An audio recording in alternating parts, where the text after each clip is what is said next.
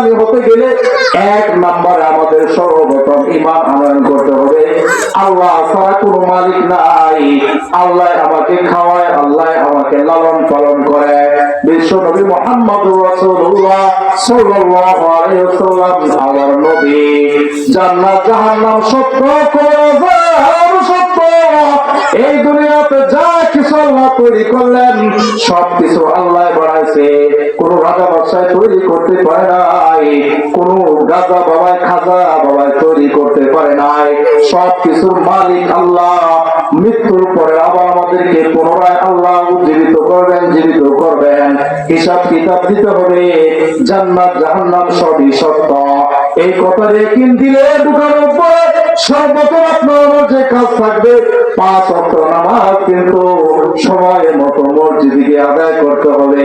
পয়গম্বর বলেন কোন মহিলা যদি ঘরটা ঝাড়ু দেওয়ার সময় মনে মনে পড়ে সুবহানাল্লাহ, আলহামদুলিল্লাহ, আল্লাহু আকবার, মনে মনে এই শব্দগুলো পড়ে আর কোরআন তেলাওয়াত জবানে রেখে হাদিসে পয়গম্বর বলেন নিজের ঘরটা ঝাড়ু দিয়ে এই পরিমাণ সওয়াব পাবে।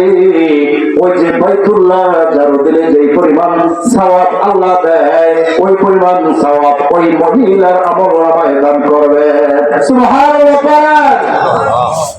পয়গম্বর হাদিসে বলেন কোন ব্যক্তি যদি বাইতুল্লাহ যায়, বাইতুল্লাহর দিকে যদি কেউ তাকায় থাকে, যতক্ষণ সে মালিকের ঘরের দিকে তাকায় থাকবে আল্লাহ তার আমলনামায় সওয়াব দিতেই থাকবেন। সুবহানাল্লাহ।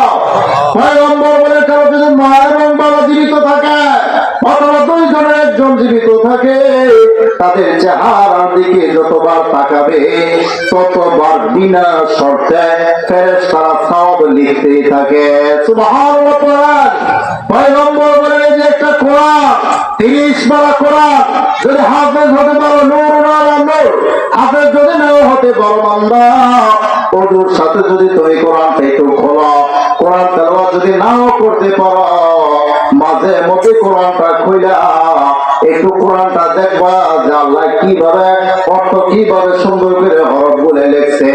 কোন মানুষ যদি মহাব্বতের সাথে কোরআনটা খুলে একটু দেখে পয়গম্বর বলেন তার আমলনামায় বিনা শর্তে ফেরেশতারা সওয়াব লিখতেই থাকবে।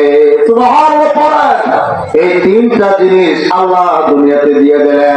1 নাম্বার বাইতুল্লাহ দিকে তাকাইলে সওয়াব হবে, 2 নাম্বার মা বাবার চেহারার দিকে তাকাইলে সওয়াব হবে, 3 নাম্বার এই কোরআনের দিকে তাকাইলেও সওয়াব হবে, পড়লে আরো বেশি সওয়াব হবে, পড়াইলে আরো বেশি সওয়াব হবে, হাফেজ আলেম হতে পারলে আরো বেশি সওয়াব হবে, হাফেজ আলেম না হতে পারলে আলেমদের মহব্বত দিলের ভিতরে রাখতে হবে।